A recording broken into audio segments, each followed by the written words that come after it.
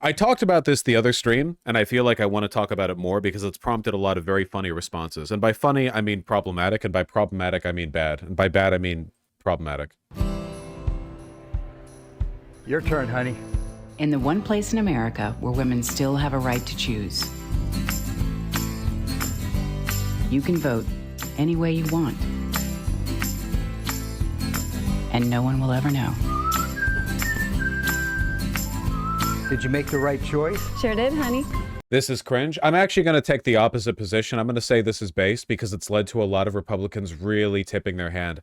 I have seen so many posts from Republicans where they've been saying stuff to the effect of like, why would a woman ever annul the vote of her husband? This was actually the argument of the original anti-suffragists back when, you know, the first feminist movement. The idea of like, why give women the right to vote? They can only double or annul their husband's vote. Like they can't, as if that logic doesn't go the opposite way around. I have been seeing so many Jesse Waters having a full meltdown over this. Jesse Waters, the creepy rapist, cheated on his wife, blah, blah, blah, blah. Yeah, we know who this guy is. Didn't Newt Gingrich also say something weird to this effect? And if I found out Emma was going into the voting booth and pulling the lever for Harris, that's the same thing as having an affair. That, to me... He would know.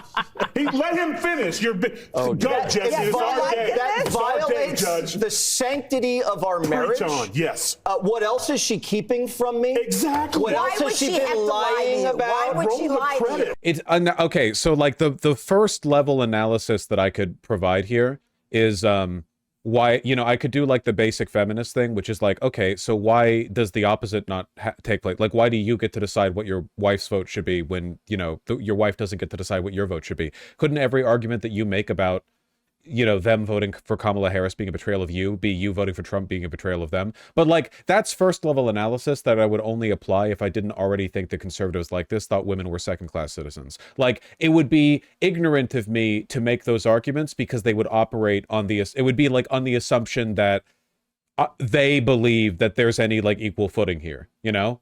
It would be like talking to a person who thinks slavery is morally right and me being like, couldn't you make that argument about white people being slaves and black people being their masters? As if like the real underlying position they have isn't that white people are better than black people, you know? Have you threatened her? Why would she lie to you? Oh, they want me to tease. Why would she do that and then vote Harris? Why would she say she was voting Trump not the problem, and then voting Harris? And I caught her. So and then she said, I lied to you for the last 4 years. So you admit you intimidated It's over, Emma. That would be D-Day. This is the reason why anti-feminism has been one of the largest rhetorical forces in this election. Why so many fascist arguments hinge on the idea that women are property of men, or at the very least that men are entitled to women, and feminism is ruining people's minds by making women think that they want anything other than to be a submissive, pregnant, barefoot housewife, right? Because the like fantasy that they're pushing for, the ideal home life that they're trying to build, is one where women are like effectively without political agency. All of their other beliefs about women stem from this. All of them. The idea that women should stay in the home while men work, that's so women have no financial independence. If women are bound to the children and have no income of their own, they can't leave. They have no way of leaving. They can't afford to leave.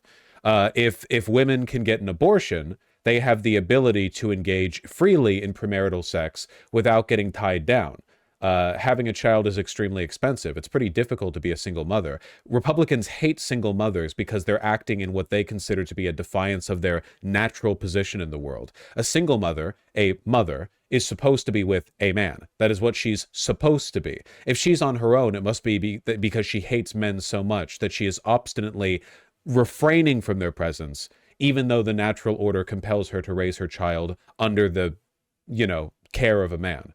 All of their rhetoric on women stems like from this. This is what it all goes back to. It's all man v bear stuff. So one of the reasons I like this ad is because it's led to a bunch of meltdown coat posting from Republicans who are revealing the fact that they're actually unironically really upset by the idea of their wife voting against their interest. It's like anathema to their whole ideology, the idea of a woman having the autonomy. Now, it should be noted, by the way, that if for some reason you're a lady and you have a conservative husband and you're here, keep in mind your vote's not public. It can never be public. You can go in the booth and vote for whoever you want, and no one will find out. You can say whatever you want. The only reason, by the way, that you would be in a relationship with someone who votes for Trump and you vote for Kamala Harris and then lie and say you voted for Trump is if you're in an abusive relationship. Like, to be clear, I'm not trying to like sanitize that dynamic. If that's a thing that's going on, you should leave if it's possible to. Like, I think that being in a relationship with somebody who votes for Trump is itself enough of a reason to leave, even if their behavior is perfectly fine in every other respect. But I know the heart wants what the heart wants and people are complicated. I'm not going to pretend otherwise. Republicans are terrified of the female vote. Women are voting, early voting in droves. Their numbers are up. They're up through the roof. Higher than people expected even, and people expected them to be pretty high. It looks like the revocation of Roe v. Wade really is going to be the deciding issue this election. I saw a tweet with 5,000 likes where a guy says he filled out his wife's mail-in ballot for her so she can't do something like this, literally admitting to voter fraud. Yeah. I've seen a lot of posts to that effect. Yeah. I've seen a lot of posts from Republicans that have been, I think Charlie Kirk's been posting about this a lot too, where he's been saying stuff to the effect of like, actually, voting for Kamala Harris and not telling your husband is like raping your husband. I don't know if he actually said that. It just sounds like something he would say. It sounds in character. It's spiritually true. Anyway, so Jesse Waters cheated on his first wife. Here's Newt Gingrich, who cheated on two of his first wives, his first and second. Have Hollywood elitist jackass, really? I'm gonna look for what manliness looks like to George Clooney, the Hollywood jackass, spoiled elitist. No, thank you. He's no John Wayne. Are you signs you're living in a delusional fantasy world, completely detached from everyone? Clooney, I'm gonna look for what manliness looks like to George Clooney. I mean, like, a lot of people do, yeah. The Hollywood jackass, spoiled elitist? No, thank you. He's no John Wayne. Yeah, I would prefer to go with someone not associated with Hollywood and not a spoiled jackass, John Wayne. Look, let me go out on a limb for a second as a historian. These people are dishonest. They're relentlessly, routinely dishonest at every level. And so for them to tell people to lie is just one further example of the depth of their corruption. I mean, how do you run a country where you're walking around saying wives should lie to their husbands, husbands should lie to their wives? I mean, what kind of a totally amoral, corrupt, sick system have the Democrats developed? If you think about it at that level, it is astonishing, the decay. And this is what, frankly, why Robert F. Kennedy Jr. switched parties, but didn't switch parties, but was campaigning Sunday with Donald Trump, because the party of John F. Kennedy, the party of Robert Kennedy, it's gone. Apart from the incoherence, the main pointer here being, I guess, that I think he served his divorce papers to his first wife while she was dealing with cancer. Like, a lot of these people genuinely just hate life and you know? There's really no, I know, wow, thank you, Vosh, for the groundbreaking analysis. The Republicans are evil? Yes. Yeah, I know. It's like genuinely, like basically every one of their pundits and every one of their politicians isn't just politically evil, but interpersonally evil. There is an overlap between those things. They're not just, it's not just like they're normal people and then they step up, behind the podium or whatever, the lectern, and they start spitting hatred or whatever. They're interpersonally evil as well. Like, it kind of seeps into their day to day. I have to say, I do like the ad in large part because it's prompted so much hysteria from the right wing. I do like that. I need, because there are a lot of, and listen, okay, I'm based. I hate women, right? You're not going to like take that from me. All right. I do think there are a lot of dumbass chicks out there who are like, oh, my husband's great, even though he's emotionally distant, occasionally abusive, and votes for Trump. Like, let's not pretend that this is all taking place in a vacuum. Okay. There's a lot of tolerance out there that's, in my opinion, very misplaced. I'm a very intolerant person, actually. Yeah, I don't believe in that crap, okay? That tolerance crap. If you're a woman, like, there has to be a limit to what you're willing to put up with, And I like stuff like this because it's a reminder, I hope, to at least some of those women that the ideology that you are at least being passively tolerant of, if you've got a Trump supporting husband or whatever, I mean, they will ruin your life. It's like, it's not just, oh, my husband's a little traditional. Or, oh, my husband's a little bit like old fashioned on such and such. Like their ideology is built on entitlement. Yeah, you got to run while you still can. And if this is like a big national divorce thing, then sure, let progressives, you know, get like pussy in the divorce. Fine. I'm okay with that. That's a burden I'm willing to bear. It'll be a lot of work, but, you know, I think it's a political project worth embracing. I think we should leave Republicans alone, TBH, and just stop dating them systematically. I mean, for younger people who are like 18 to 30 or whatever, women literally do say, in large numbers, the women say that if the guy they wanted to date was a Trump supporter, that would be a deal breaker. Now, people say stuff like that in polls. It doesn't necessarily mean they act on that in real life. You know, your feelings are difficult to predict, tempestuous force on one's mind, so on. But what else are you going to do? We're running down the like South Korea path where men's hatred of women is becoming such a like dominant issue politically. But look at this, man. Look at the early voting numbers. An easy winning formula for Harris is to simply get more women than men to vote. Look at the early voting in swing states.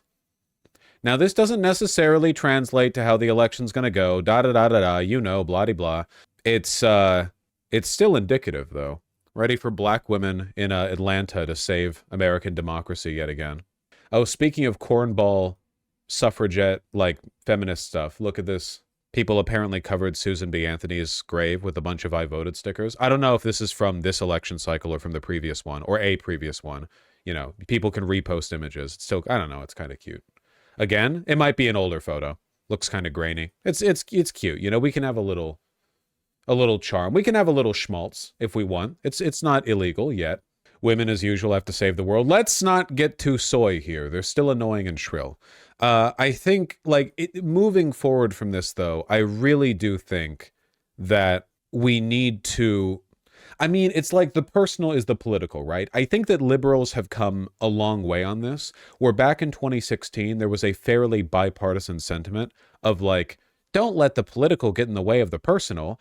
You know, certainly up until 2016, but even with the MAGA movement, there were a lot of people who still had that attitude. And over time since 2016, it has faded away. And people are much more likely to not keep in contact with MAGA relatives or keep MAGA friends or whatever. And that's good because you shouldn't like be with bad people. You know, you shouldn't like, I'm not saying you should be like, treat them like shit or whatever. I'm just saying you can flatly say like, I think you support fascism and your ideas are repugnant and I don't want to be around you. Like, that's pretty straightforward.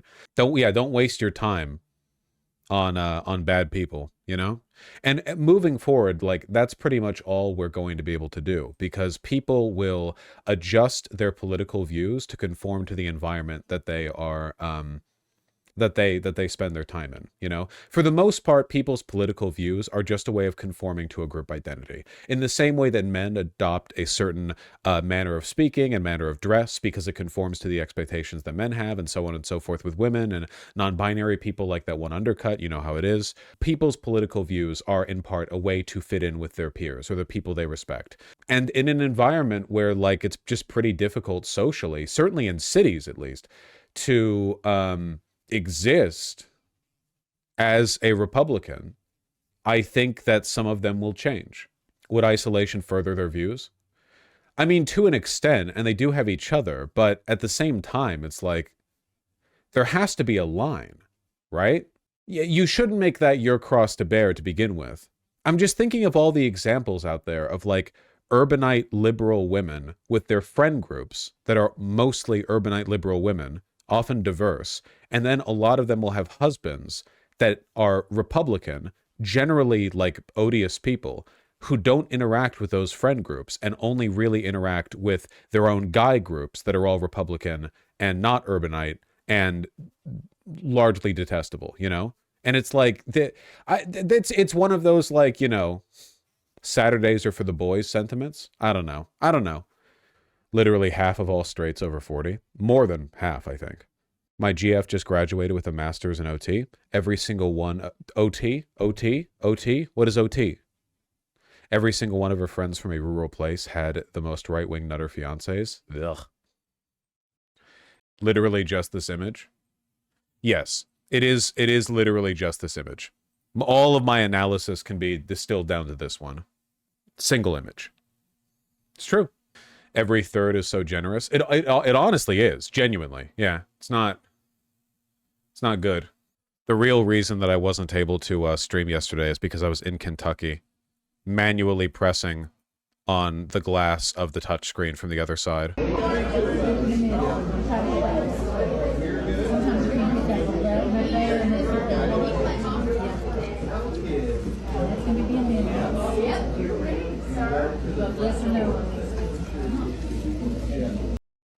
It's hard work, but it's rewarding in the long run.